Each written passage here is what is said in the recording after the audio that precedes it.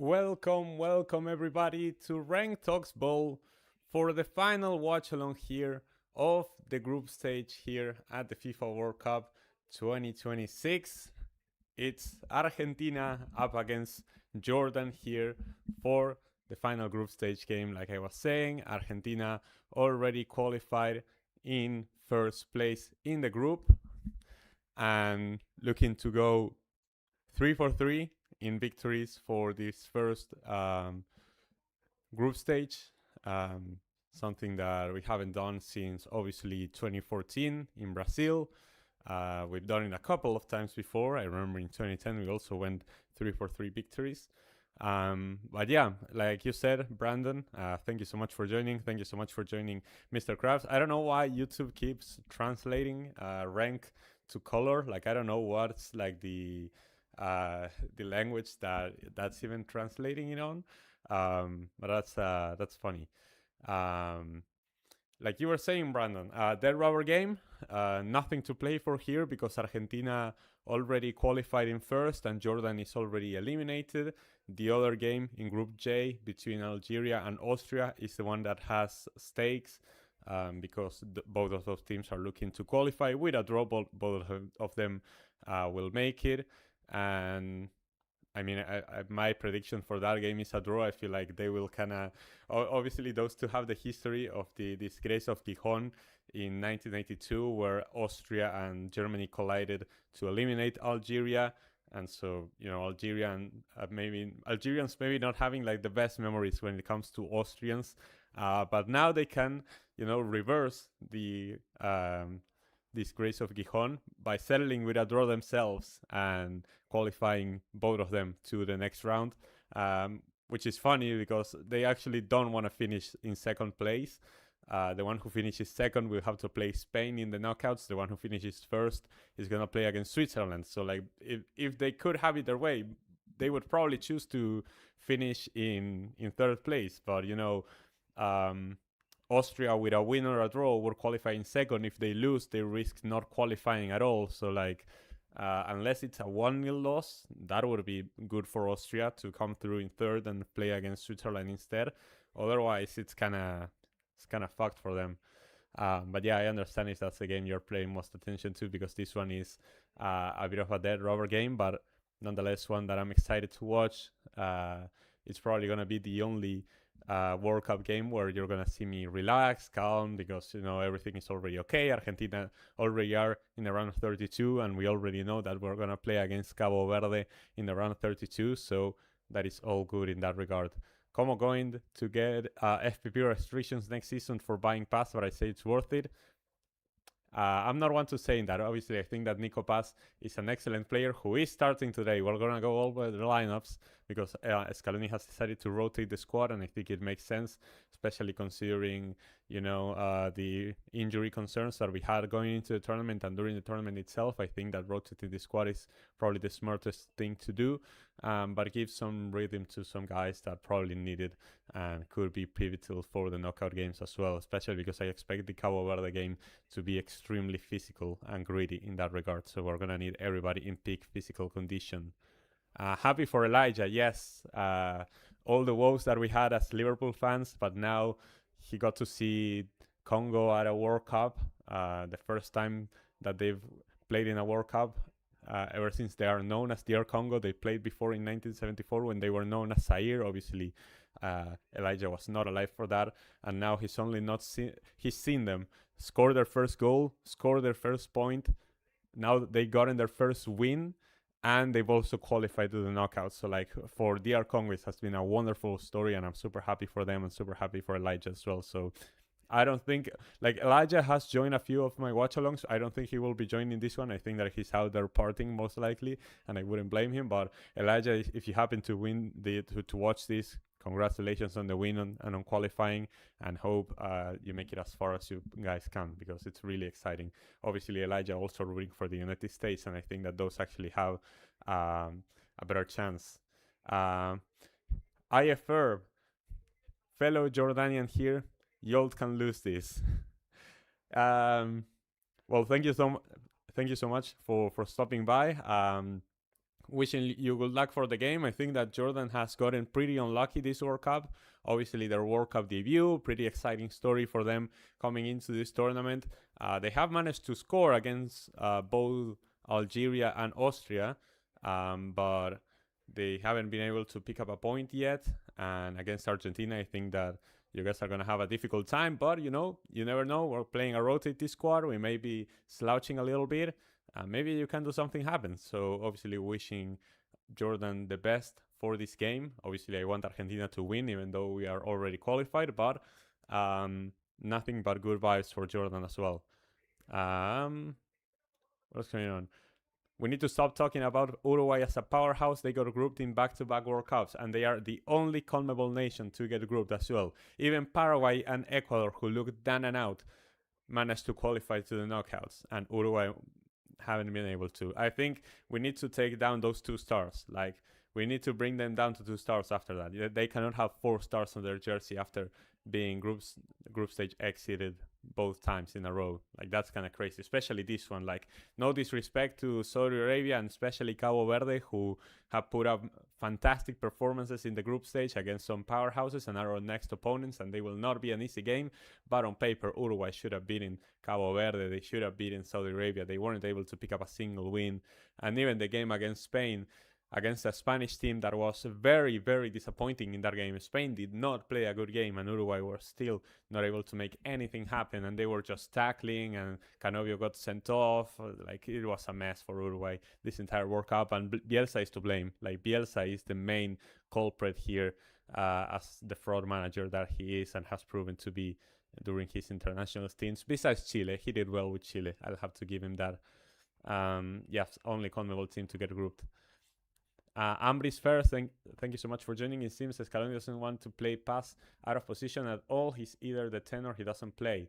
Yeah, I think that's the case. But I think for the first 2 games where we kind of formed in that 4-4-2, it kind of makes sense to not play with Nico Paz.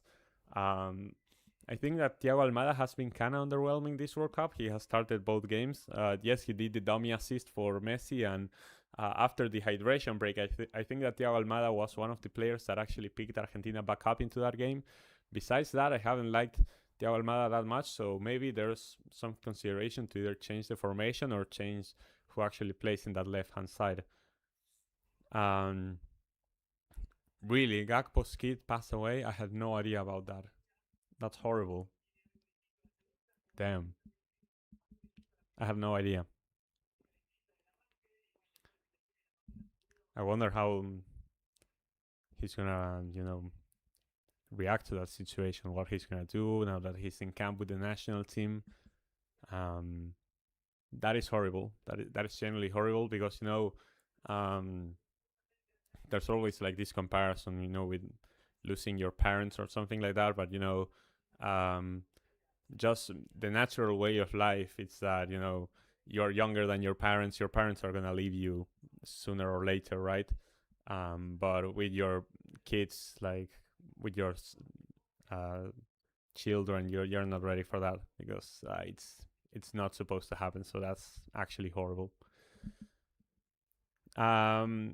Yes, Messi is on the bench.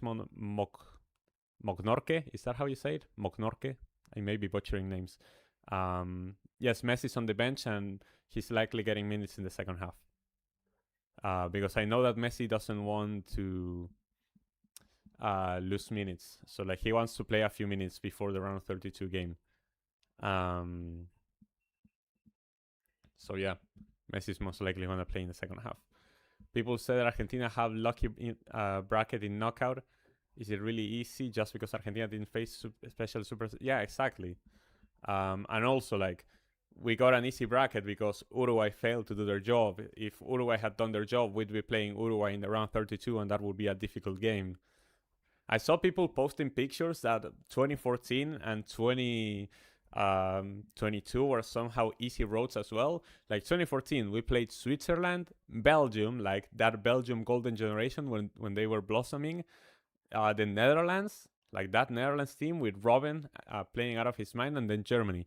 And 2022, it was Australia, the Netherlands again, Croatia, the previous World Cup finalist, and France, the previous World Cup winners. And supposedly those were easy routes, according to some people, which is crazy to me. We play like some of the best teams in the world.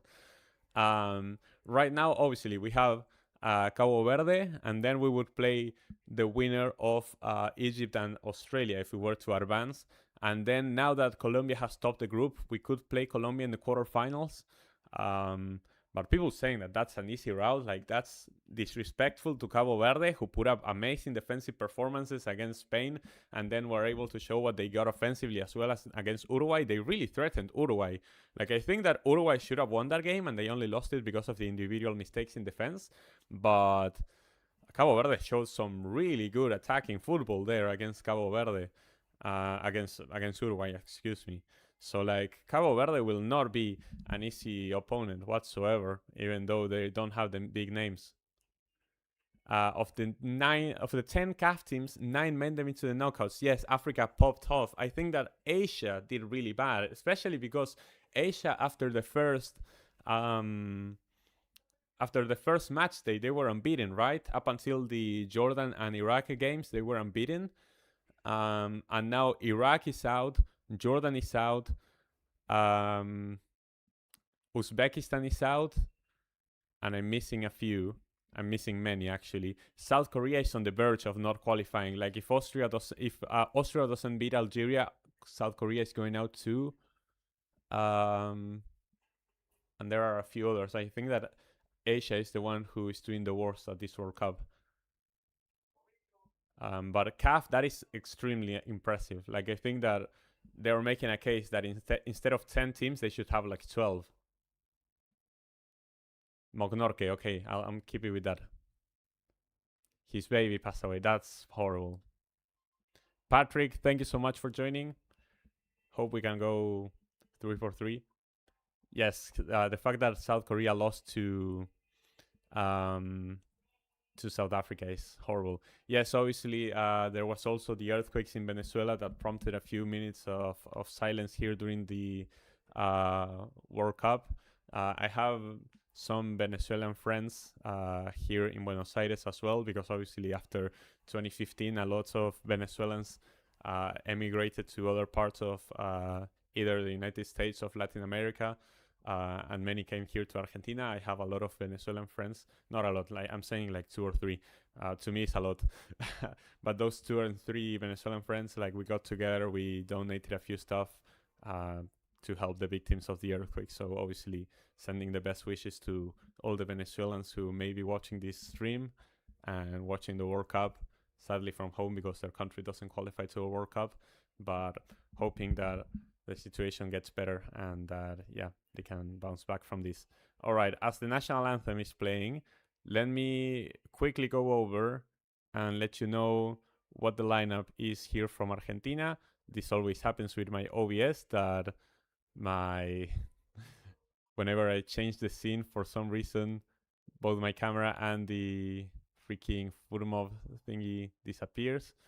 So Argentina, like we were talking about, rotated lineup. Emi Martinez is still the goalkeeper, but then we go onto this back 4. You're seeing that, right? That is Giuliano Simeone playing as a right back. So apparently, from what I heard, Scaloni opportunity, he wasn't meant to be here. Like, he was only called up after Valerdi got injured, but he wasn't in the original squad. Now he's here and he's actually gonna start in a World Cup game, which is historic for him. Obviously had an amazing season with Bournemouth and now has signed for Tottenham. And Otamendi also starting, most likely his last World Cup game as a starter, although he's likely to get minutes in the knockouts as well. But Romero and Lisandro should be the starting partnership. And Tagliafico, after his injury, coming back into the rhythm, gonna play some minutes here in the left back position. The midfield, completely new, with Leandro Paredes in the CDM position, Palacios, like we were talking about, in that right-hand side, and Giovanni Lo Celso in that left-hand side. 3 midfielders that I absolutely love, but obviously sit down in the pecking order compared to McAllister, Enzo Fernandez, and Rodrigo de Paul. Nico Paz in the number 10 position, playing where Messi would play. And then 2 striker formation, Julian Alvarez and Lautaro Martinez. This is something that Scaloni very rarely does and has shown to not be very satisfied with. Every time that we tried it, I don't think it looked very good. But you have two of the best strikers in the world. You kind of want to play them together. So now that Messi is not playing, you kind of need that offensive power. So we're going to play with the two striker formation, and we're going to see Lautaro and Julian sharing time on the pitch and see if they can link up to get Argentina some goals here tonight, which would be very important, especially for Lautaro, who is yet to score a World Cup goal. On the side of Jordan, where I will try to not butcher any of these names, we have Abulaila, the goalkeeper. I love their introduction, like when they do like the different poses. Jordan has some definite aura farmers. They're badass. I like him. We have Dahab with the number 4, Al Arab in the number 5, and Nasib in the number 3. In that back 3 formation. Then the double pivot with Al Rawadev and Al Rashdan. We have Haddad, the captain, on the right, and Taha on the left. Then we have Alasaise, is that how you say it? And Fakauri with the 11, and Olwan with the number 9, which is actually kind of annoying because I had Altanauri in my my thumbnail, and I don't think he's even on the bench, if I'm gonna be honest. So that is kind of embarrassing. That's on me. Oops. Likely to see Messi play in the second half, a few minutes at least. But in the meantime, we're gonna be rolling with this. We're gonna have like Patrick mentioned, the minute of silence before the game. Hold on, let me fix my camera too and bring up the chat right here. Baggy, thank you so much for joining. Bapi, not Baggy. Sorry.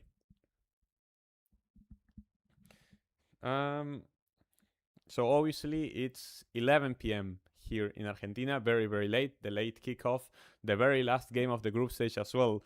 Tomorrow we start with the knockouts. I'm not going to be streaming because I'm going to be away from home, but tomorrow the knockouts start with Canada against South Africa.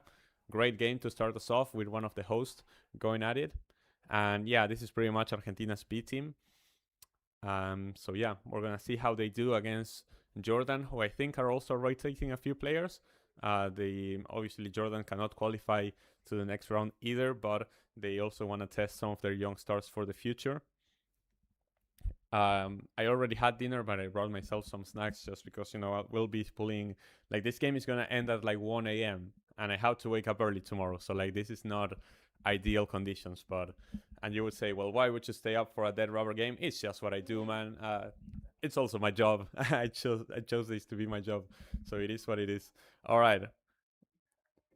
The ref blows his whistle, and we're underway here for the final group stage game here for Argentina. And the last group stage game of this 2026 World Cup is going to be Argentina up against Jordan in the final group game of Group J. While in the other game here on the group, Austria and Algeria has also kicked off, and they will be determining who comes in second and who comes in third in this group. So obviously I decided to rep the away jersey because Argentina is actually playing with the away jersey. I think this is going to be the only game where we're going to be playing with this away jersey, which I honestly really like. I think it's a beautiful jersey. But I think that for the foreseeable future, we're most likely going to wear the baby blue and white stripes once again. Very excited, obviously, to see Paredes. I think that Paredes is somebody who, if fit, can really impact Argentina's midfield coming from the bench. So it's going to be important to see him in good physical condition as a whole. Senesi also has a lot to prove after having a bad friendly game here against Mauritania in La Bombonera. I was at that game, and he was not good. He looked very shaky on the ball. And I think that now that he's making his World Cup debut, he needs to show a big performance to be a part of this process in the years to come, obviously considering that Romero and Lisandro will most likely continue to be the starting center-back partnership.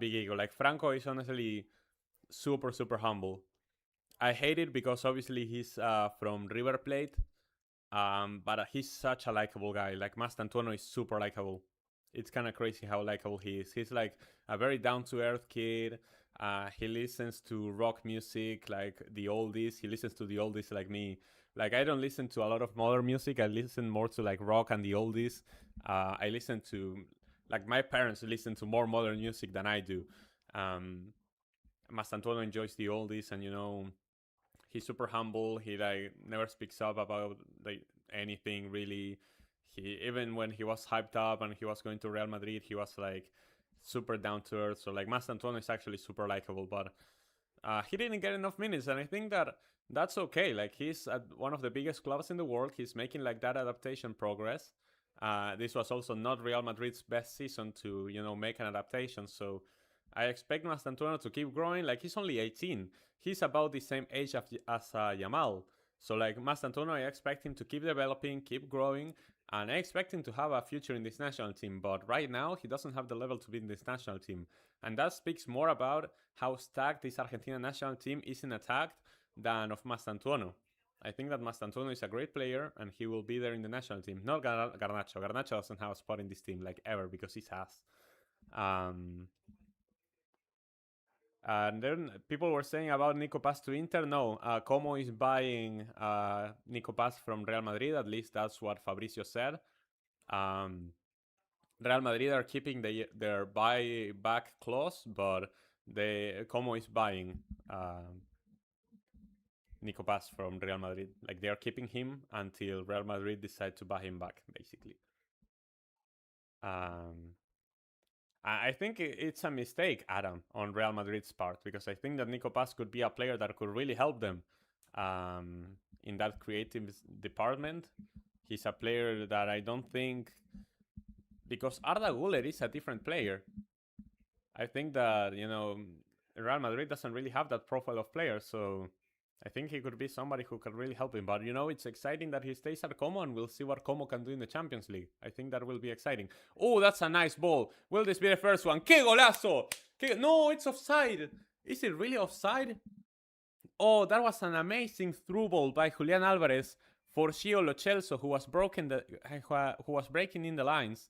Is Lo Celso actually offside? He is offside. Yeah, it is offside. But that had been an amazing breakthrough pass by Julian Alvarez and an amazing finish by Lo Celso. But yeah, he is offside. The goal is disallowed. But already a strong start there.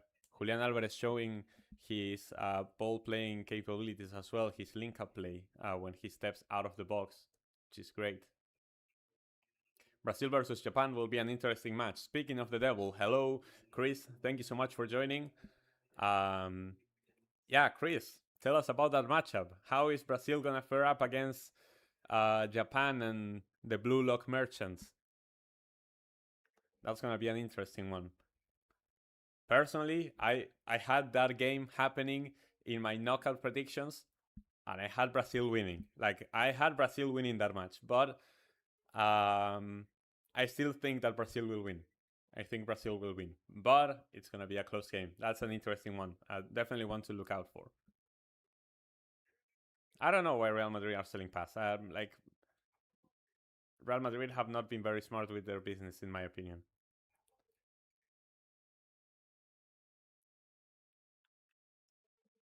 Yeah, but Dybala also, like, you could make a case, but I don't think Dybala should be in this team either. Yeah, Mastantuono, barring in anything, should be in that 2030 roster, 100%. I think it wasn't his time. Like, people forget that he's 18.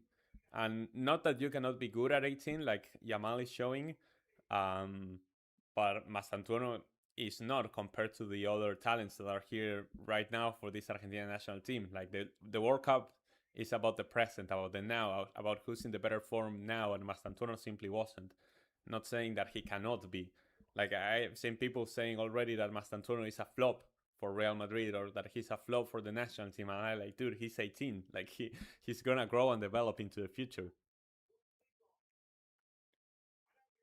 Um, it's Jose. He doesn't play youngsters. Who is Jose? Um, I'm forgetting who. Oh, Jose Mourinho. Fair enough. Yeah. Mastantuono to Como would be a really interesting move. Could you imagine?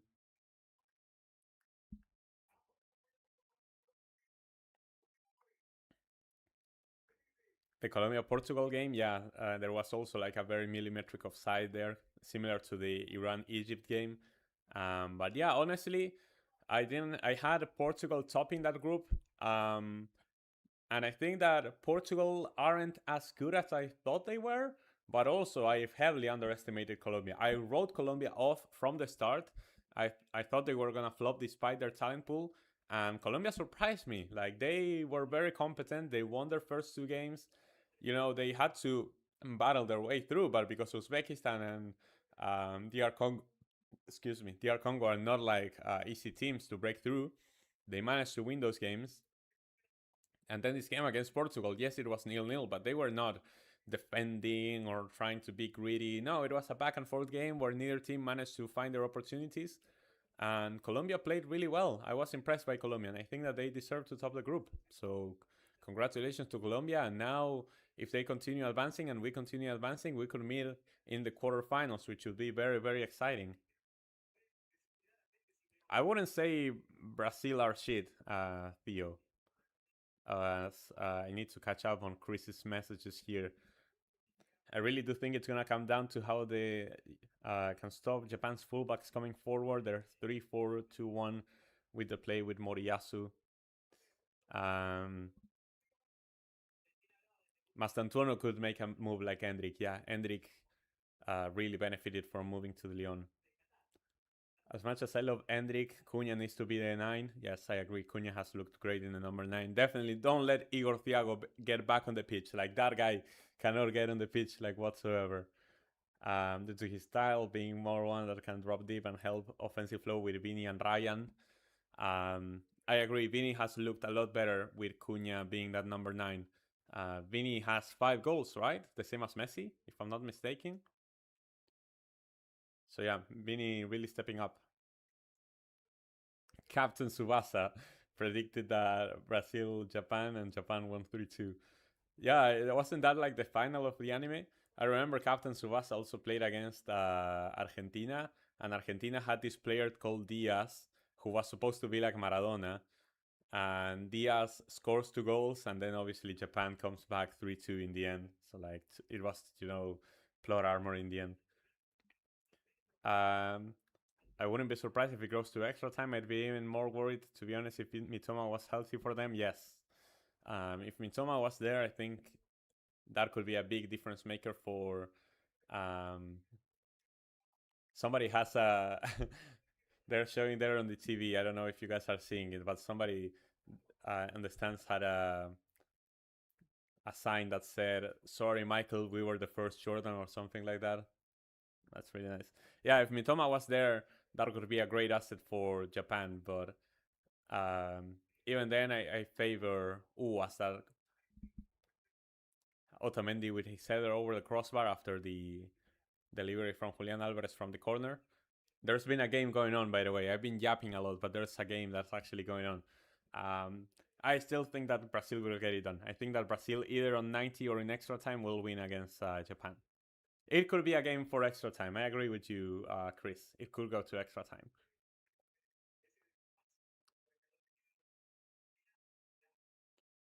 I don't know.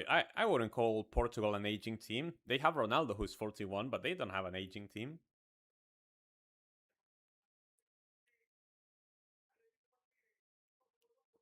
Yes, Brazil Japan. I think it's the biggest game of the round of 32, and then you have something like um, Morocco Netherlands, which is really interesting. Besides that, like Ivory Coast against Norway is a good game, but I think that Norway have shown that when they get it on, they are really good offensive side. There are a lot of good games, to be fair. We're not walking to the semis, Titnes. Calma, calmas. Game by game. First, Cabo Verde. First, we gotta beat Cabo Verde. And then we start thinking about the rest. But I do agree. Uh, the path is there. There is a path. There is a path now. Yes, Portugal Croatia is a decent battle as well. Old man battle. The battle of the unks. And CR7 has to go up against LM10, but it's not Messi. Oh, the long pass from Paredes is a bit too long, and the keeper is gonna get to it. Oh, Vini's at 4, same as Mbappe and Haaland. Okay. Um, how is the preparation for the World Cup in Argentina going for 2030? There is no preparation at all. Like, I don't know what you're talking about. Like, especially because we're gonna host one game, and like I think the Estadio Monumental is gonna have a roof by then, and it's gonna have more capacity, so it's gonna be like a 95 or 90,000 seater stadium with a roof. So that's gonna meet FIFA's requirements for that opening game. But besides that, there are no preparations. It's gonna be just one game. It's gonna be a disaster.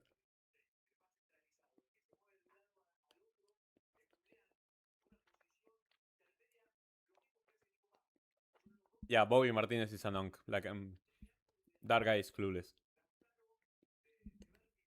But yeah, I don't think Portugal have an aging team. They have a 41-year-old Ronaldo who still contributes, but Portugal don't have an aging team, in my opinion. Their team is not old, especially not when you look at it.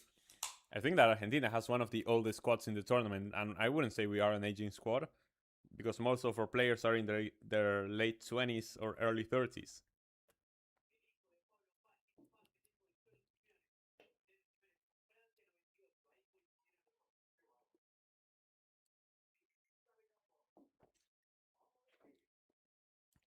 Listen, Tintenes, it's the World Cup. We've seen crazier things happen. Cabo Verde have already held Spain to a draw, and Uruguay. They are not an easy team. I think that Argentina are the favorites, and Cabo Verde don't have nothing to lose. We have everything to lose basically in that game, as the World Cup champions going up against the debutants with a population of 500,000. We have everything to lose in that game. We are the heavy favorites, obviously, and we should be winning that. And if we don't win that, it's a disgrace. But you have to play the game. After all, it's 90 minutes on a pitch that is made out of grass, and it's 11 against 11. So like anything can happen. As an Argentinian, how do you feel about Uruguay? Well, Uruguay are the disgrace of CONMEBOL, the only CONMEBOL team to be eliminated in the group stage. And I think that you could see the writing on the wall after the 2024 Copa America and the players not really trusting Bielsa's process anymore. And yeah, how many players don't seem to click with the national team, and how they were never able to. Is that a penalty? Oh no, it's a free kick. No, it's a free kick on the edge of the box. Lo Celso being taken down near the edge of the box. Yeah, I didn't think it was a penalty. It's just outside of the box, though. Yeah, just outside of the box. Lo Celso gets brought down. Lo Celso playing a good game so far. And that's a free kick. And we don't have Messi, but Julian Alvarez is on the pitch. Nico Paz is on the pitch as well. We have two great free kick takers, despite not having Messi on the pitch. So yeah, Uruguay a disgrace. And obviously you could see that they never found a replacement for Suarez or Cavani. Darwin Nunez is not that guy. Max Araujo looks good, but he mostly plays on the wing. Viñas, not amazing either. So like, Uruguay got a lot of problems, and mostly they just need to, realize that they aren't really all that, and they need to stay humble, stop bringing up their past, and just focusing on improving themselves and bringing a serious project, because they are a crazy football nation. They are always producing talent, and they have some world-class players. So now it's only time that they put their head down and they actually start working towards creating a process. All right, Lo Celso is the one stepping up here for the free kick instead. Lo Celso with the shot. That is an amazing free kick. Oh my god, Lo Celso, qué golazo. Oh my god, qué golazo, Lo Celso. Dude, I was talking about Nico Paz and Julian Alvarez to take that free kick, and Giovanni Lo Celso steps up and scores his first World Cup goal after not being there in 2022 because of the injury, after not playing a single minute in 2018. He comes up, starts in this game, obviously dead rubber game, that doesn't even matter. He gets brought down next to the box. The dummy wall doing its thing. Senesi, Simeone, and Otamendi blocking the keeper's view, and Lo Celso puts it exactly where the dummy wall was. The keeper could do nothing but watch as the ball curls into the top corner. Que golazo by Giovanni Lo Celso. Oh my gosh. Amazing, amazing goal by Gio. Que golazo. Que golazo. Ronaldo in the 2030 World Cup, honestly, I wouldn't discard it. And I wouldn't discard Messi being there in the current form that he's in. Like, honestly, would it be crazy to see? It sounds crazy. Would it be crazy to see Messi at 43 at a World Cup? It sounds kind of crazy. Maybe I am a bit delusional. Maybe I'm a bit delulu. But like, you're seeing what he does at 39? Maybe at 43 he can still do something. Maybe I'm a bit delulu, I'll admit.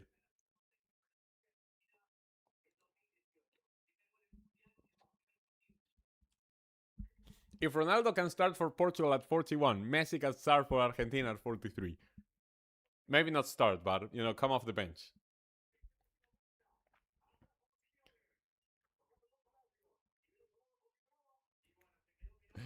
He looks like he was 10 years ago. No, but Luka has aged like really fast. Like, he didn't look like this like 5 years ago.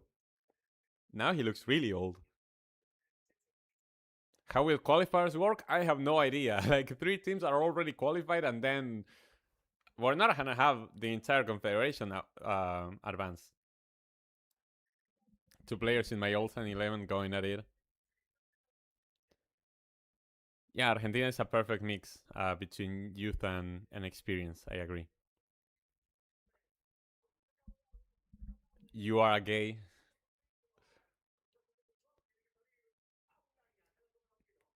Spain was unimpressive, I think. Despite the Saudi Arabia game, which they looked really good in, against Cape Verde and against Uruguay, Spain were really unimpressive. And I think that their midfield looks incredibly slow, and we haven't seen the best of Yamal yet.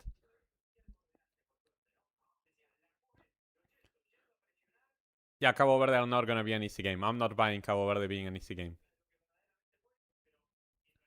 No, South Korea are not officially out. Right? I think that if Austria wins, they are through.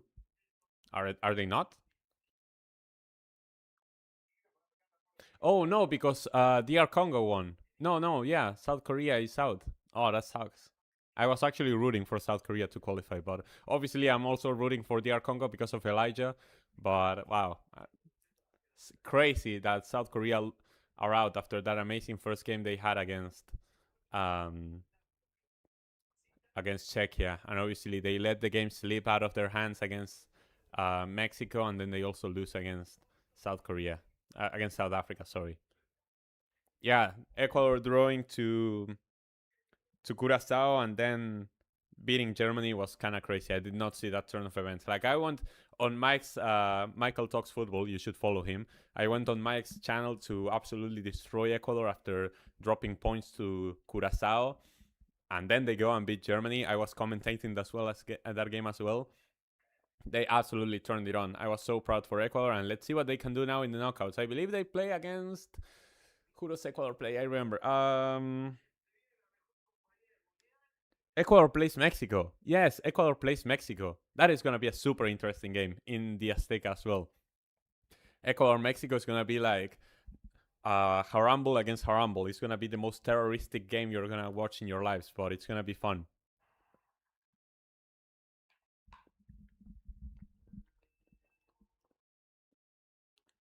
Yeah, of all players, Giovanni Lo Celso to score that, it's crazy. You're right, Mr. Krabs. First Argentinian goal by somebody not named Messi this World Cup.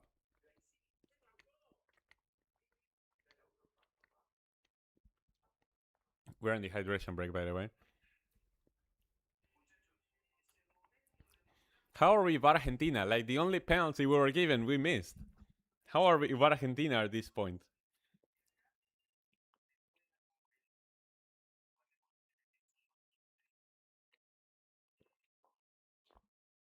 And also, that was 100% a pen.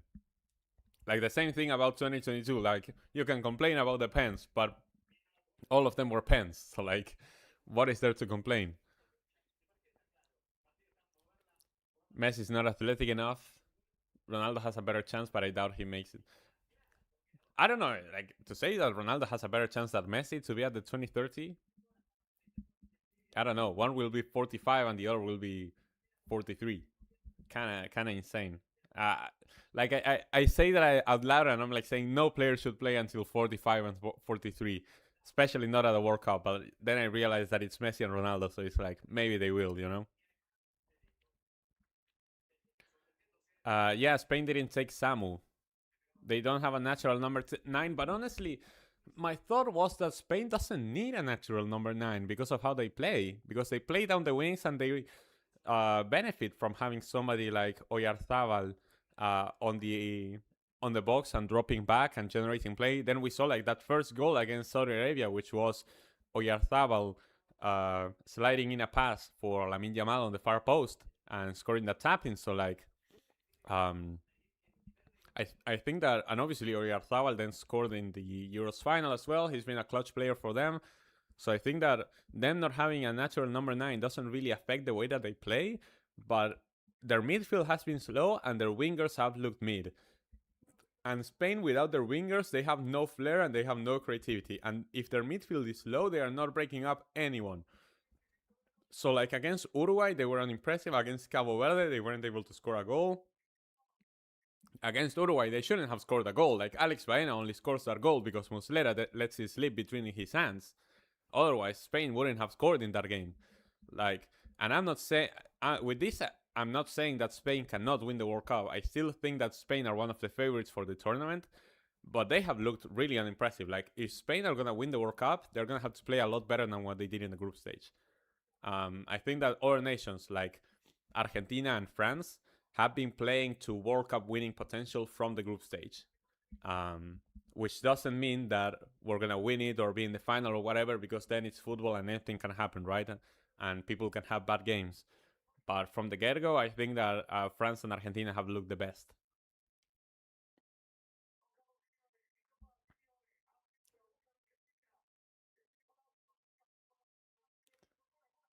Oh, that's a good ball for Giuliano Simeone. The ball gets deflected, and that's gonna be a corner. Yeah, Yamal's technical ability is crazy. Oh yeah, didn't Ronaldo show that scientific study that he was like a 30-year-old footballer? I don't know if I buy into that honestly. Like I'm not gonna lie.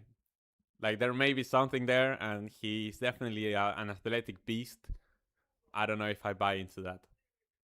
Paredes with the cross from the corner. Otamendi wins it, but gets cleared away. Tagliafico, another cross, low cross. That's amazing. No, hits the crossbar. No, saved by the keeper. No, how did Lautaro miss that? Oh, Lautaro is cursed. Oh, Lautaro is actually cursed. No shot that didn't go in. Lautaro, my man. I don't know if he was onside. I think Lautaro was offside anyway. How did he miss that? Oh my god.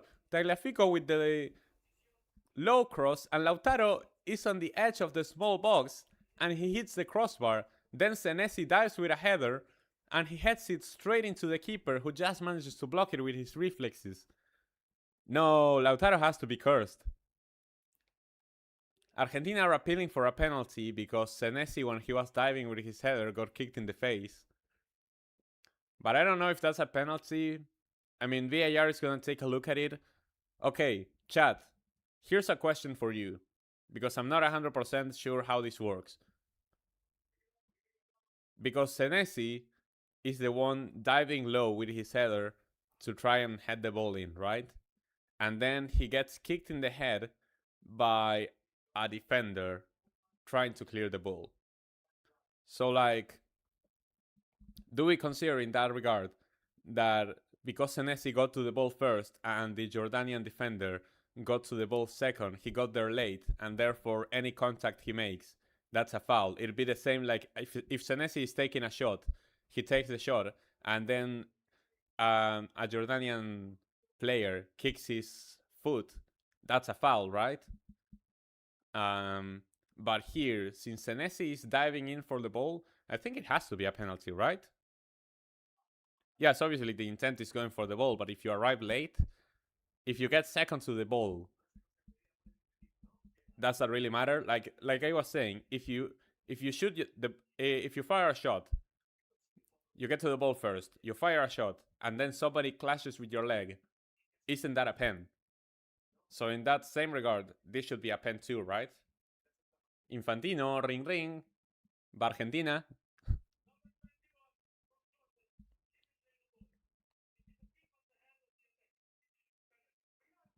Yeah, pen.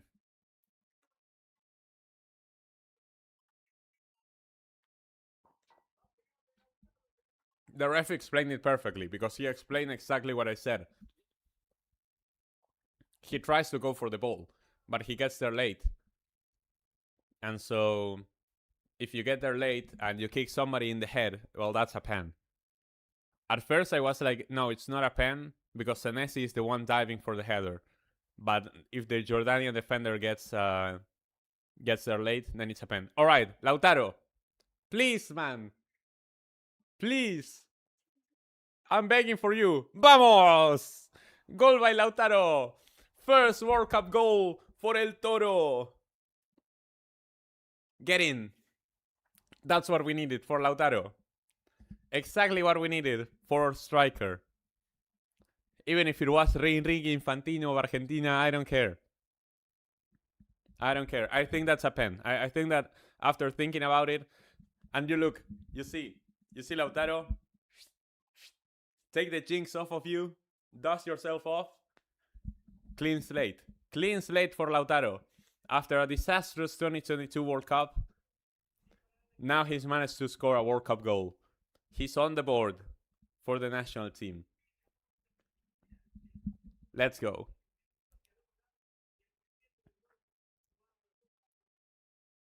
Leo and Lautaro having the same amount of World Cup goals is mad, and that number of goals being won. And that's more goals than Zlatan.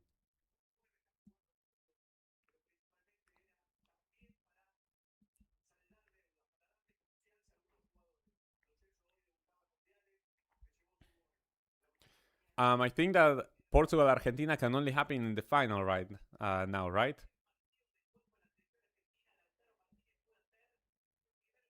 Rooney only got 2.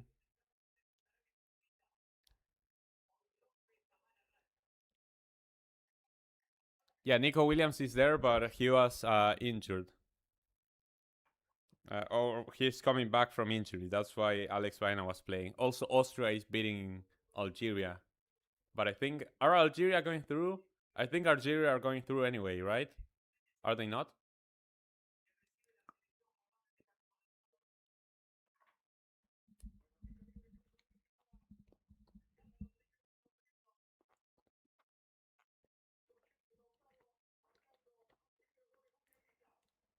Well, if you want Spain to flop, you're looking at the other team in this group because right now Austria is gonna play Spain.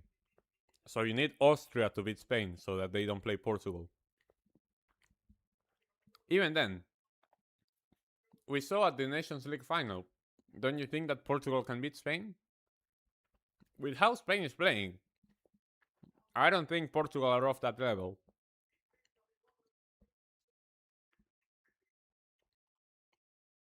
Nice. I mean, Martinez catches that cross. No problem there. Come on. Let's keep another clean sheet. That's going to be really important as well. Yeah, France's attacking depth is like absolutely absurd.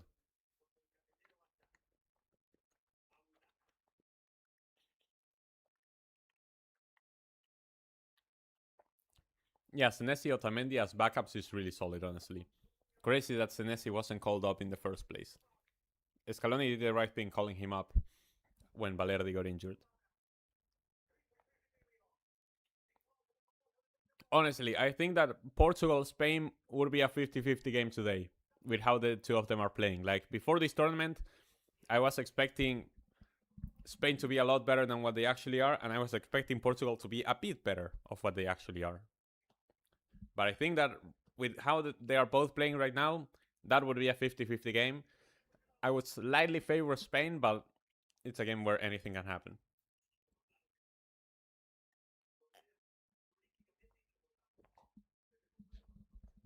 I don't know if I see Austria beating Spain in the round of 32, though. Jordan with the shot from outside the box gets blocked by Senesi. Another cross by the number 9. Blocked by Tagliafico, and it's going to be a corner. Jordan actually showing some signs of life right now. They want to play. They're not here to just roll over and die. They may already be out, but they still want some. So yeah, Portugal-Argentina can only happen in the final now. Or if we advance all the way to the quarterfinals, we can likely play Colombia there, who top the group ahead of Portugal. The cross? Ooh, that's a poor block. Oh, okay. That had been a poor clearance from Argentina after that corner. The shot from distance gets blocked.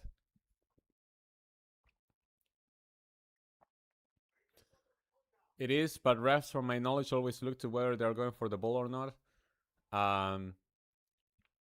Yeah, no, but if you reach the ball late and kick somebody in the head, I don't think there's any discussion there. Sebastian is lurking somewhere. Yeah, opposite side of the brackets. Martinez terrorism, yeah, Bobby Martinez is gonna make it difficult for himself.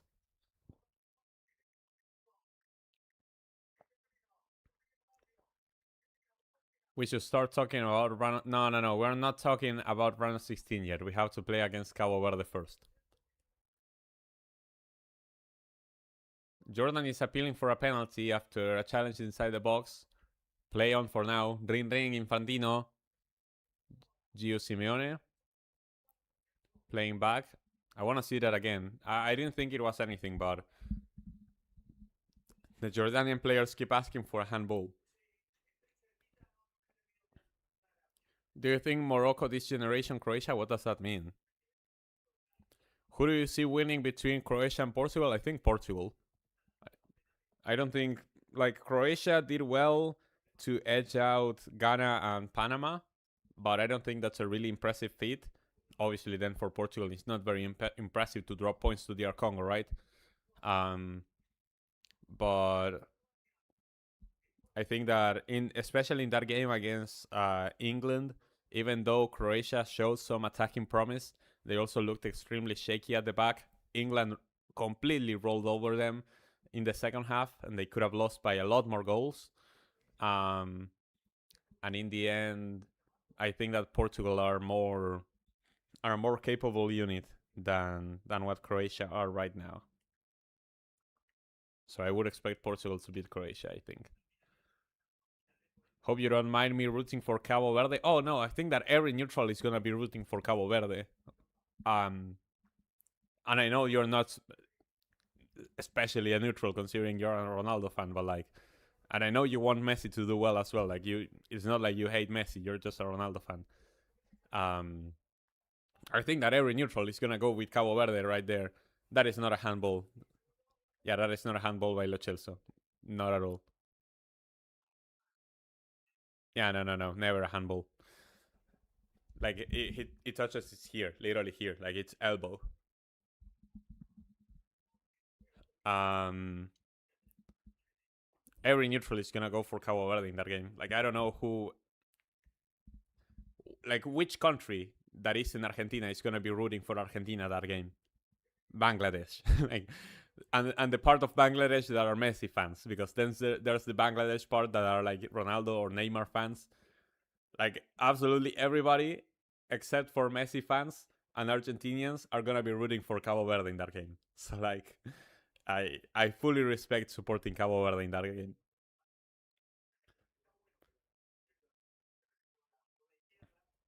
We have a small nation without, but like, Morocco are not a small nation.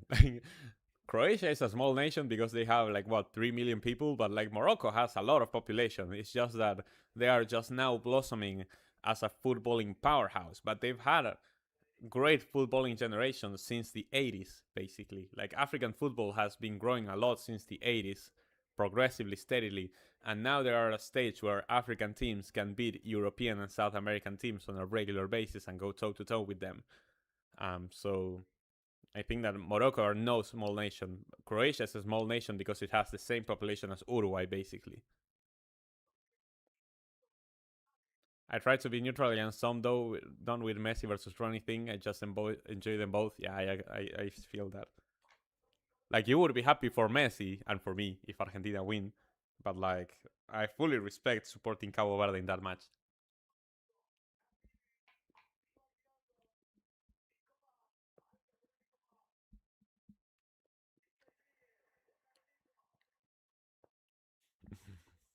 Ronaldo Cape Verde relatives with pull black magic in Argentina, dude.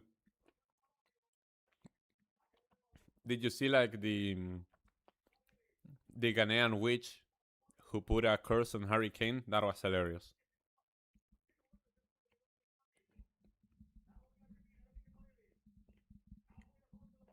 Yeah, Morocco have been always crazy about football.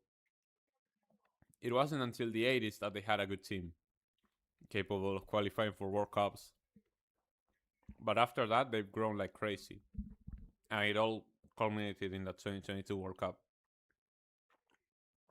That's where they peaked. I don't expect them to make another semis this time around, but I think they can beat the Dutch, definitely.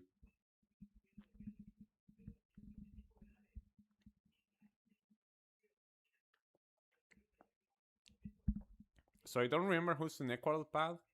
Oh, England. Mm.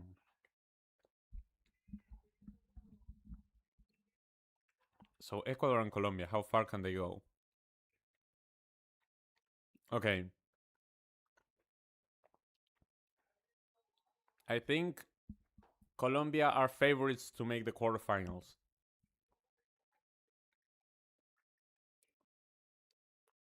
because they play Ghana in the round 32. And that's not an easy game. Ghana have shown to be very solid defensively. But I think that Colombia are favorites against Ghana. Then round of 16, they most likely play Switzerland.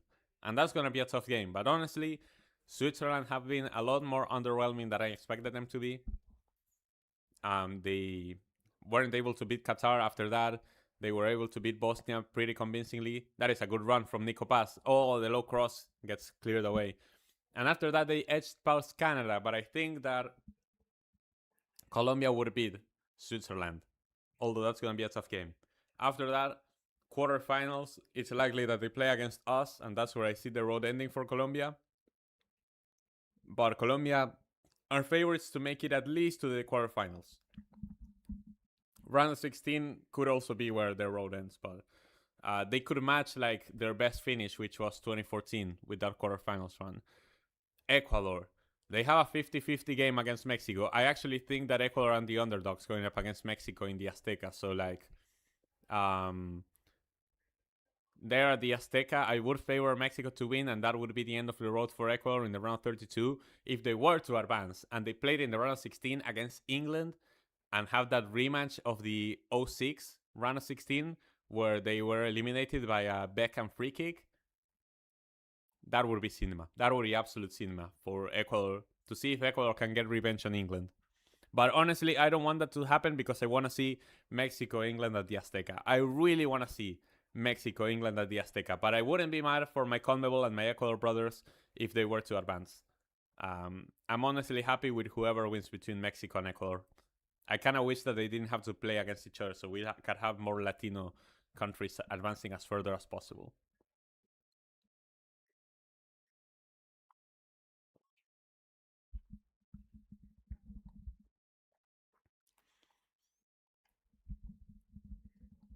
Morocco is a good villain, even though they knocked out Ronnie. I wanted them to go all the way. It would have been fun to see Morocco in the final. I remember, I don't know, was it AD? I think that AD, once the semifinals happened, was like, it's gonna be Morocco-Croatia, isn't it? And I was like, is it? Like, that feels too good to be true. Like, to have both of the underdogs win. Like, that World Cup had been crazy up until then, but I was like, is it gonna happen? And in the end, we got like the powerhouse final. And I think that it was for the best. We got peak entertainment. And obviously, Messi lifting the World Cup. Lo Celso loses the ball. Jordan trying to make something happen in the final few minutes of this first half. Not much has happened after Lautaro's penalty. Like, Jordan tried to push forward a bit. They got close to the box. They put in a cross that was caught by Dibu. And then a corner that was poorly cleared. And the shot was blocked by the defense. But Jordan has been playing a bit more fuchi ball after the penalty. Like, playing with a bit more confidence now that they have nothing to lose. Well, they had nothing to lose going into the game itself. But now they are like actually trying to push forward. Argentina kind of taking their foot off the gas as well. So it's prompting like a more interesting game now, although not many chances have happened. All right, nice. Good defending from Julian Alvarez, trying to help the team out there. And it's going to be a goal kick for Argentina. Willow, thank you for joining. I think you sent a message before and I didn't see it.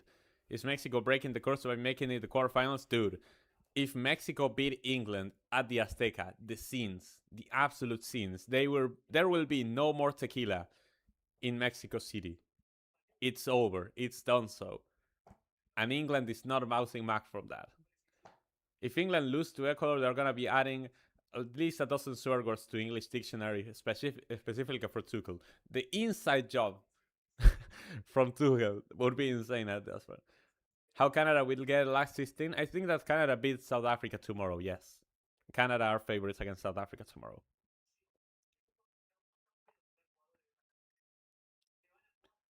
We may very well get a rematch in the final. Dude, if it's France-Argentina in the final again, I know that's how the draw was basically fixed, but if we get that again, oh my days.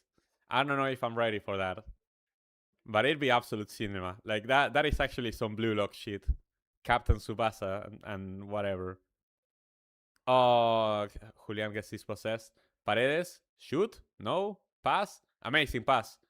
Simeone, can you get to that? Yes, he got to that. Simeone kept it in play. Ese Palacios doesn't cross. Paredes again. Paredes gets dispossessed. Jordan playing long. Senesi with the block. Great win by Senesi. Amazing by Senesi. Great defending by Senesi. Raul Jimenez will be banned from the UK. I remember 2018 where I just started getting into football. I was rooting for nations who had never won it, like Belgium and Croatia. That's fair. Honestly, like, I wanted Belgium and Croatia to win too, but like, once I saw it was France, I was like, yeah, France are winning it, ain't it? I was the biggest France hater going into that World Cup. I was like, France is coming second in the group. Like, I was that delusional. And then, even though Argentina looked like absolute shit in the group stage, once we were drawn against France, I was like, we're beating France. And then we didn't beat them. And when France went against Uruguay, I was like, Uruguay wins that. And then they didn't win it. And when it got to the semis, I was like, France are gonna win it, ain't it? And they did. But I was like the biggest France hater going into the 2018 World Cup. Algeria got an equalizer. Well, that game is most likely staying a draw now. I think that neither team has much incentive to actually push. Like, why would Algeria go for the win? Like, congrats, you won the game. Now you have to play Spain. Like, neither team has any intention to win that game. This time, Colomwani scores. Please, no. Colomwani isn't even called up to the squad, right? I don't think Colomwani is even in this French squad. Maybe Mateta scores. Imagine if Jean-Philippe Mateta scores a World Cup winner. That would be insane. Portugal, Spain in the round 16 would be incredible, yeah. Yeah, Marcelo Bielsa needed to be sacked. If not after the Copa America, after they lost 5-1 to the States in that friendly. That was embarrassing.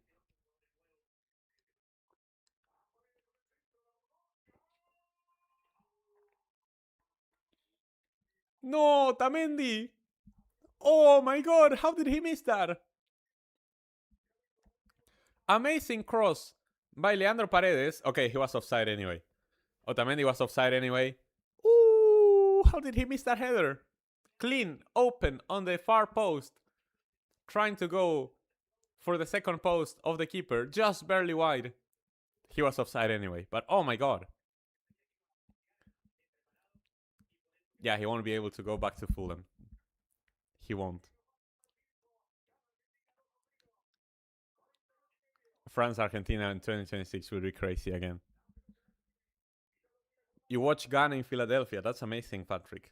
What if Uruguay gonna do and that they got grouped and there is our future for them? Thank you for joining, James. By the way, I don't know if I said hi to you. There is always a future for Uruguay because they are a crazy footballing nation that is always producing talent, but it's looking grim right now. They have no attacking players like of quality.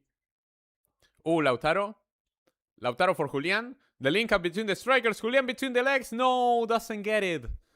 Julian tried to go in between the legs after the assist by Lautaro.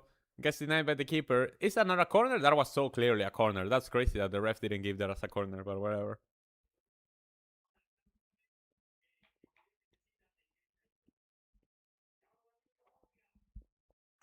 Lautaro and Julian actually linking up.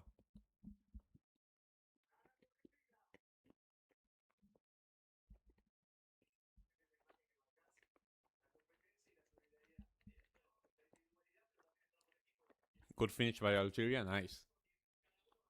That game is staying a draw. I don't see a winner coming out of that game.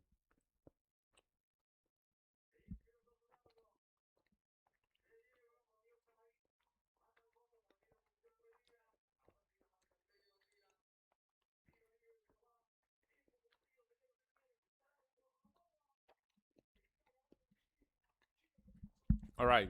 The ref blows his whistle. Argentina 2-0 up. Giovanni Lo Celso with a free kick to open the score. And then a penalty drawn in by Senesi, scored by Lautaro Martinez, both getting their first World Cup goal.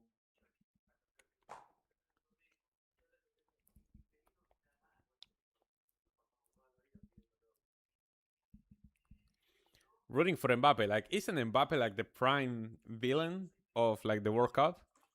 I feel like I don't know if this is because I'm Argentinian, but I feel like Mbappe is like the final boss of the World Cup. He's like the main villain. Literally the dictator.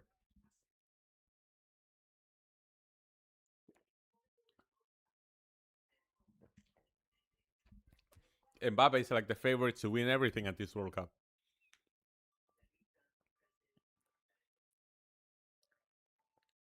Did Ecuador win the Under 17 World Cup? Did they? I think the Under 17 World Cup was about to be played. Dictator for Madrid, saver from France. Mbappe could pass Messi as the all-time World Cup scorer, so yeah, he's the villain. So Messi is at 18, and Mbappe is Mbappe at 15 or 14? I think he's at 15, right? I think Messi is 3 clear right now. Mbappe didn't score against Norway. Dembele getting a hat-trick, however, was crazy. It was Norway's B team, but France still put 4 past those guys, okay?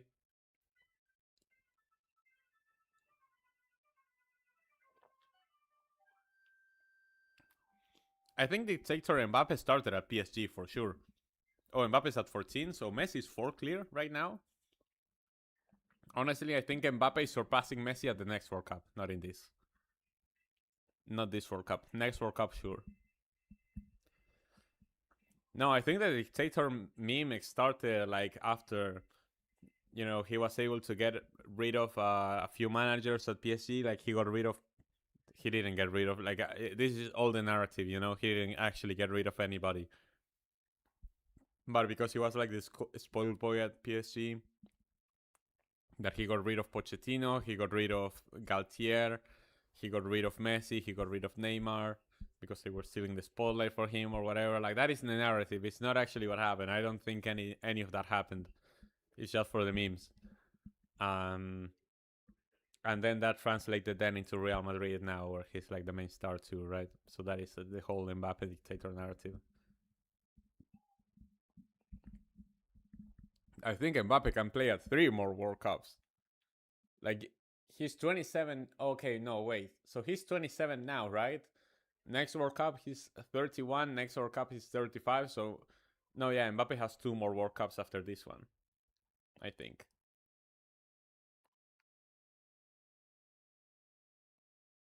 If it's my heart isn't ready for it to be France Argentina again in the final, but like if it has to be, let it so be it, right?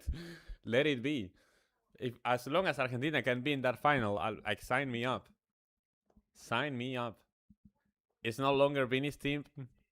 I don't know. Like Vini still. I don't know. Is it really just Mbappe's team? Like I guess that Mbappe is the main character, but like I think that Vini still has a huge say in that team.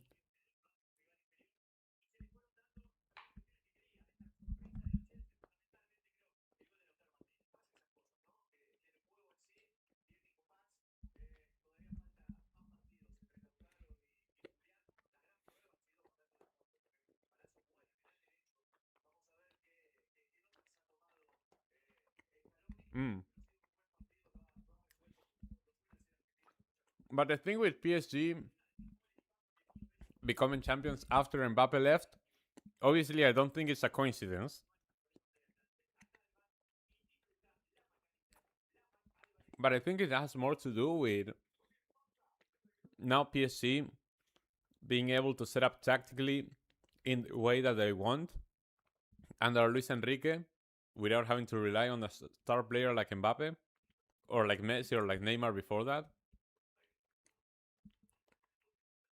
They can focus on the team effort instead of focusing on the individuals. And that has worked for PSG. I don't think it has anything to do with the dressing room or with the dictator meme. It's just that Mbappe leaving allowed PSG to thrive as a team instead of relying on star players.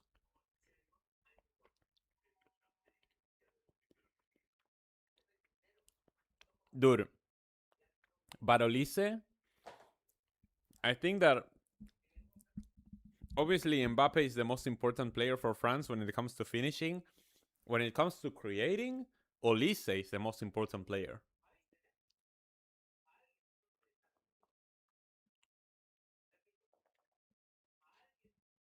Olise's playmaking has been out of this world. Like Olise is actually the player that worries me the most because I think that Mbappe is somebody that you can more or less shut out from a game, but you cannot shut Olise out of that of a game completely because he's a player that can make something happen out of nothing when he gets on the ball.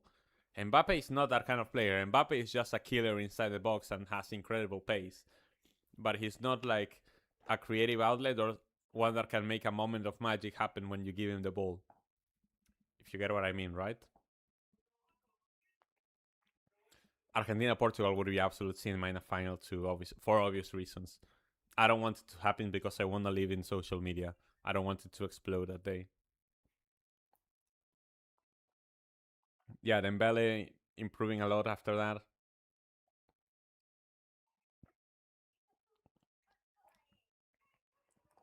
Sweden has to play France. Yeah, it's tough out there for Sweden. But I think that Swedes cannot complain. You know, they qualified. They bullshitted their way into the World Cup.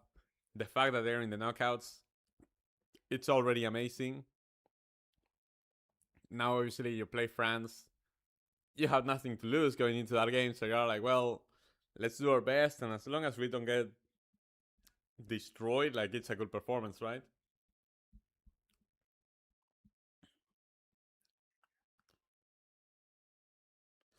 I mean, PSG is already one short of United.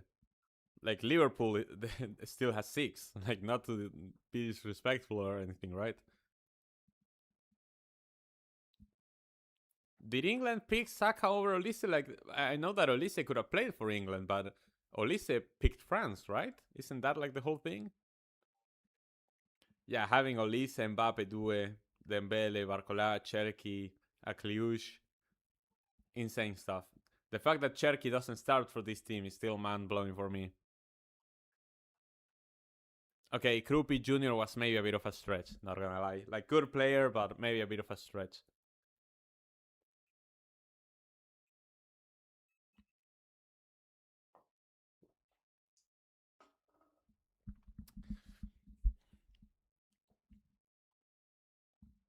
I will be doing a match reaction, like I will be recording a video after this game, but because it's like obviously a bit of a dead rubber game and Argentina are playing with their B team, um, I think that the analysis of this game itself will be rather short, and the rest is gonna be like an overall review of the group stage and how it went for Argentina, and obviously looking forward to that round 32 game against Cabo Verde. But I will be making a video after this stream. I hope to upload it in time to then go to sleep if possible, because like this game will be ending at 1 a.m.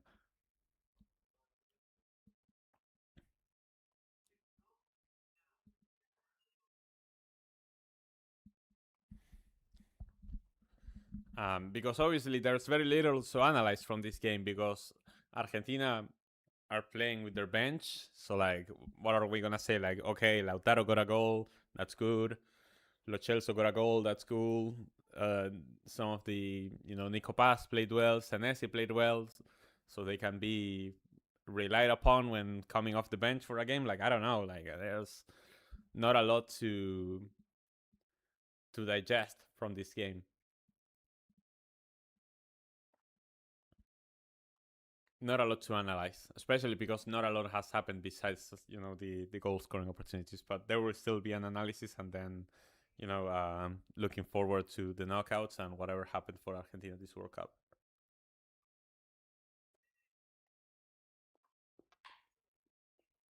Alvarez needs to get a goal now. Yes, Alvarez needs to get his confidence back.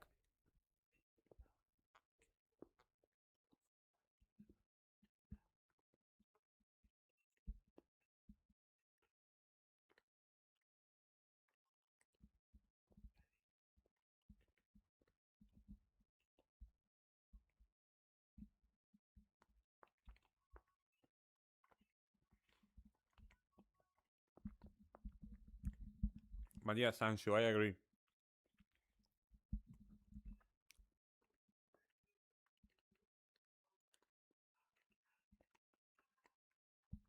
After Lautaro got his first World Cup goal, and given it was a penalty, Lautaro getting another goal would be massive. Julian getting a goal would be massive going into the knockouts.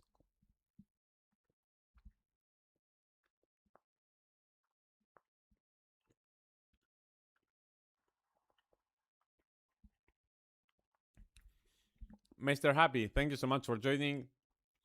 Did you talk about Uruguay getting back-to-back group? We did.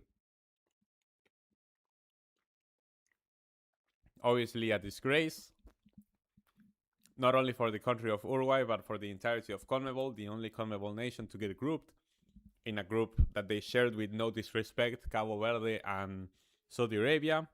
Cabo Verde, who have shown incredible defending and will be a tough task for Argentina to handle in the round 32. But a team that on paper Uruguay should have beaten. And on the pitch, they were better than Cabo Verde, but because of their individual mistakes at the back, they didn't win that game. They dropped points, and then against Spain, against a very underwhelming Spain, they were not able to find any answers whatsoever to get into the game and get a result that would have seen them through to the knockouts. So like, very difficult for Uruguay because um, they had the players to at least make the knockouts, but Bielsa, as always, being stubborn, sticking to the players that he wants, um, not changing his tactics, not changing anything about his play style. So like, the writing was on the wall after the 5-1 loss to the USA on the friendly.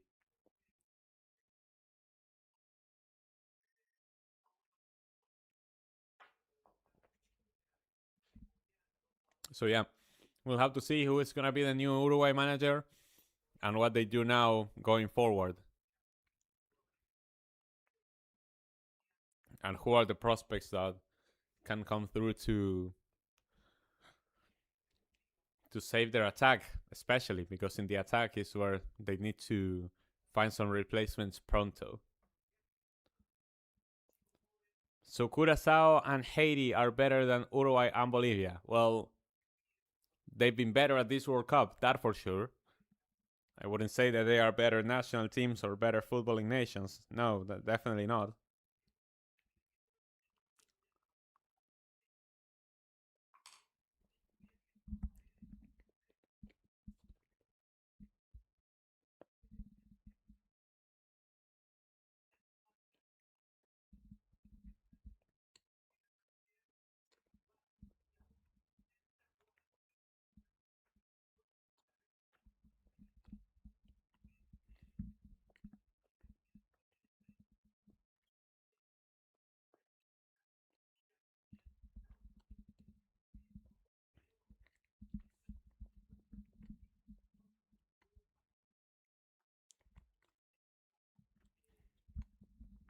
All right, the teams are walking out for the second half.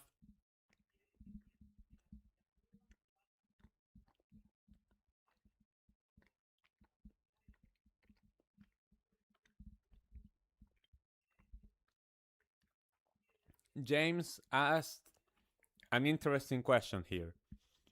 Is this Spain team going back to 2010, playing to win every game 1-0, then putting multiple goals, which is why they are underwhelming? Two things about this.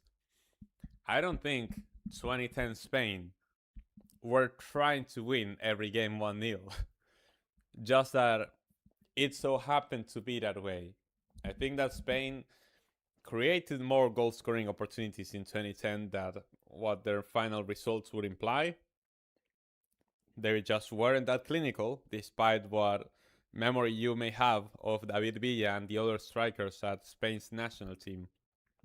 Spain had a lot of chances and concreted very few of them. And then it's two very different Spain national teams because that one was focused around midfield, while this Spain team is focused around the wingers to create threat. The first Spain tiki taka play through the middle. This one plays down the wings. You can blame the Habulani, honestly, for all of the chances missed because, like, a lot of teams miss chances because of the Habulani. Wait for Argentina 2022, Willow. Wait for it. We'll be here. Argentina from 2021 to 2026 is the team to beat Spain in 2010. But no, honestly, I like the Habulani, but like it's undeniable that it was a bad World Cup ball in terms of like aerodynamics and whatever. Um, I think this Spain team is very different to the 2010 Spain team in the way that they play. Um, and no, I think that Spain have just straight up not looked as effective as they have in previous tournaments. As the ref blows his whistle and we're underway for the second half here. Argentina winning 2-0 against Jordan.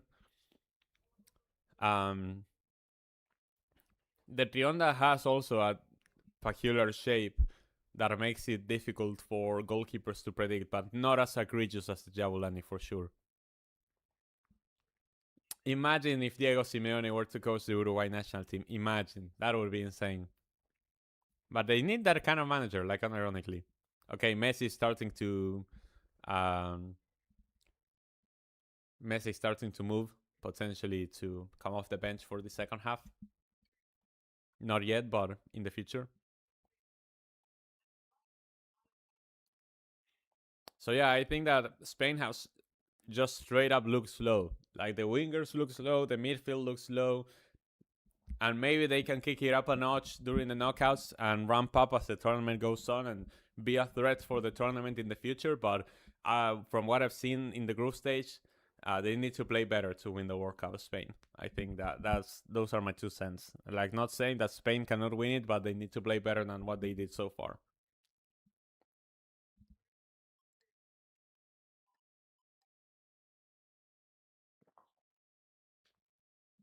The stadium wants to see Messi, and I want to see Messi as well. But Messi is gonna play like 20, 25 minutes, and honestly, it makes sense. All right, Argentina playing out from the back now. Long ball for Gio Simeone. He tries to win it. Gets cleared away by the Jordanian defender, and that's going to be a throw-in for Argentina. Good job so far from Giuliano Simeone. Again, like I said against Austria and Algeria, I think that everybody in Argentina is playing 7 out of 10 or better.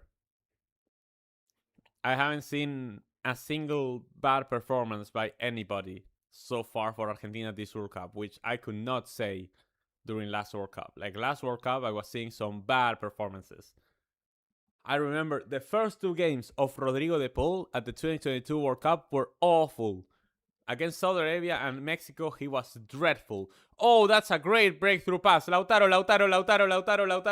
He went a bit too wide. Lautaro, Lo Celso in the middle. Goal! Offside, no! Was he really offside? I don't think Lautaro was offside. Was he really? Let me see that again. Okay, yeah, he's offside. Never mind. Lautaro is offside. He dribbled past the keeper, but he punted the ball away a bit too wide, so he wasn't able to finish himself. But then he squared it down the middle for Lo Celso. Lo Celso taps it in, but it's offside. But these refs are trolls with the delay offside. Yeah, but it's fine because now you have VAR, so like you can correct mistakes. So if it's close, you'd rather play on, right? There are others where it's not close and it's like bro, just raise the flag. Like it's not even close. Like, what are we doing at this point? But yeah, that had been an amazing breakthrough pass by Paredes, showing what else he can do on top of just recovering the ball in the midfield and being a destroyer of the opponent's play. He can also be a playmaker. He's showing it at Boca too. Very, very important there for that.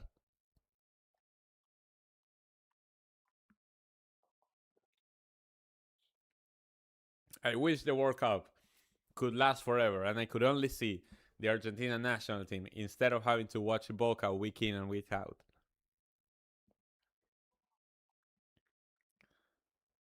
Since Palacios is playing right back tonight, do you think Montiel is still injured as Molina is rested because he's a regular starter, or Montiel shouldn't have been the obvious right back replacement? I think that Scaloni is just honestly experimenting.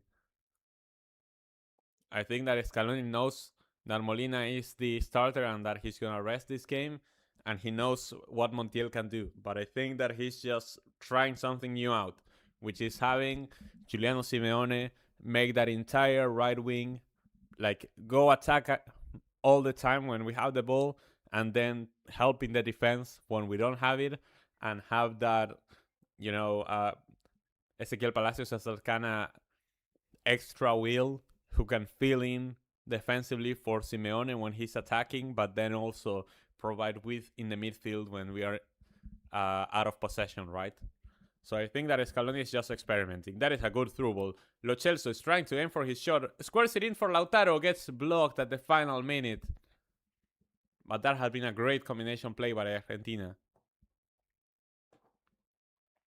Argentina with the press while Jordan plays out from the back. Jordan doing well to escape the press. But there is Palacios once again winning the ball. bunts it away, and now, oh, that's a good through ball for the number 9 of Jordan. Stepping into the box, solo one, squares it into the middle, and then the number 10, Altamari, on the edge of the box, shot over the crossbar. Do you think Scaloni would have gone with Schiai instead of Montiel? No. No, I think it's fine to go for Montiel, honestly. I don't really rate Schiai like that. I think that it's fine to go for Montiel. I don't hate that.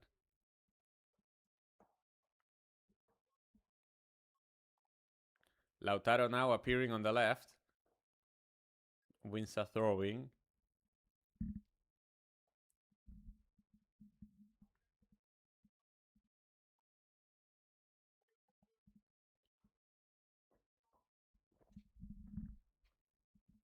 No problem, Anshu. Because this is more of a chill game, like I'm more open to answering questions in the chat, like about other things that aren't really related to the game. Like during a World Cup game with stakes, like the first two that we saw, I was like more locked in the game. But here, because there's not really any stakes whatsoever, not even for Jordan, I'm kind of like more relaxed, and so I can actually focus on you guys a bit more as well.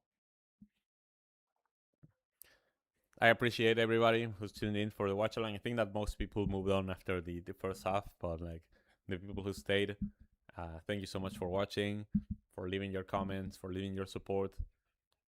It's been great so far covering this World Cup. We just gotten started. Like, it doesn't feel like it because the first two games went so smoothly that I didn't have time to process it.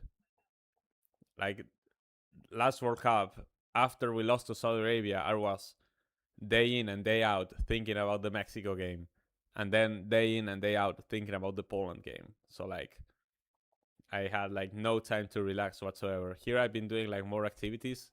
Ooh, okay, the shot from Lautaro from outside the box just over the crossbar. Lautaro looking really good this game so far. Besides scoring the penalty, his confidence is truly back. So in Messi after the hydration break? Probably, yeah. I think that's the plan. Is Cape Verde gonna play 10-0 against Argentina? Possibly, but then it's gonna be on us to break that low block. No doubt we're gonna have more of the ball and we're gonna have most of the chances, but we have to score them against a goalkeeper like Bosinha. And then we have to make sure to be solid defensively to not allow any counterattacks. Because we saw what they could do with like Lopez and whoever, like the attackers that Cape Verde has that they've shown to be good, like Pina and whatever. Messi's actually putting his shirt on right now. I think that Messi's coming on like right now before the hydration break.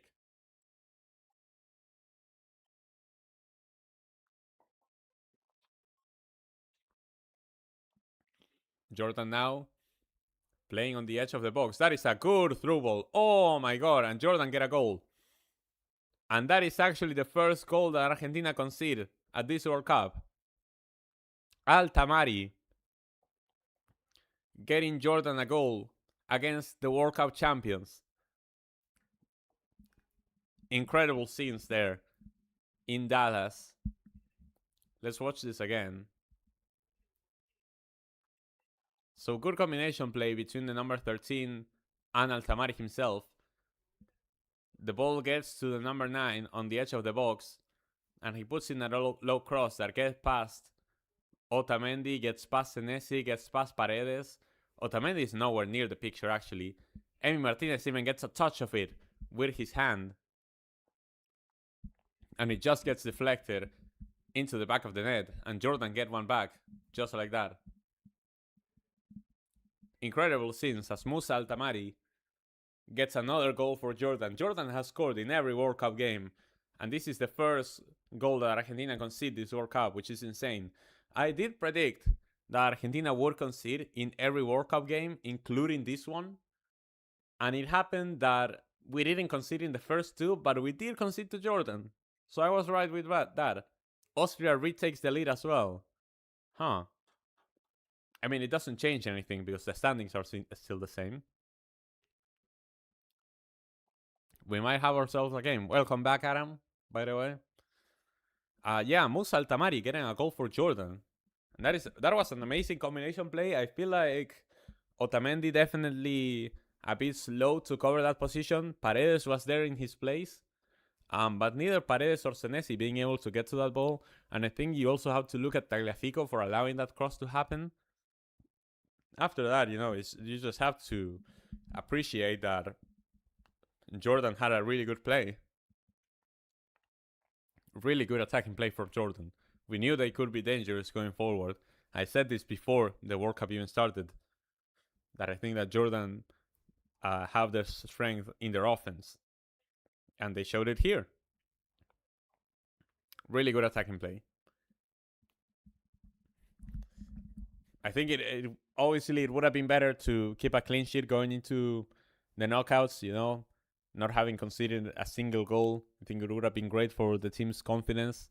But I think this is fine because, we're playing with our B team defense, our B team in general, but also like substitutions in the defense in every regard. I wonder if Tagliafico playing all 90 minutes also means that now Facundo Medina is up in the pecking order ahead of Tagliafico after having two great games against Austria and Algeria. I wonder if now Medina is the starting left back. That would be really interesting ahead of Tagliafico. So yeah, I think this is okay. Obviously, like this game has no stakes. Like Argentina could lose right now, and it wouldn't be a great look. I wouldn't like to lose from this position, especially. But obviously, it doesn't matter in the grand scheme of things. We're playing our B team. We're already through in first, whatever. But yeah, I think especially for Emi Martinez, who he has a big personality. He doesn't like to concede goals, like like at all. So for him, I would have liked to keep a clean sheet, but it is what it is. All right, so we're waiting for the ball to go out of play because we saw Thiago Almada and Messi ready to be subbed in.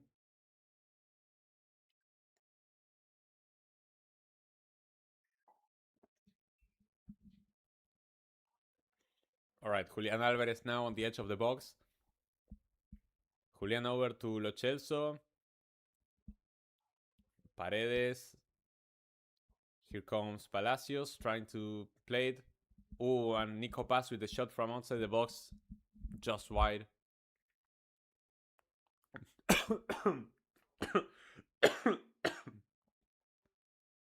Excuse me. Sorry. Lo Celso was appealing for a foul, but I don't think it was anything. And here come the substitutions then.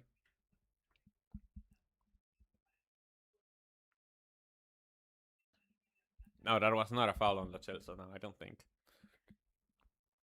No, not a foul on Lo Celso. But I hope Lo Celso is okay, obviously. He was still on the floor. Okay, he's walking.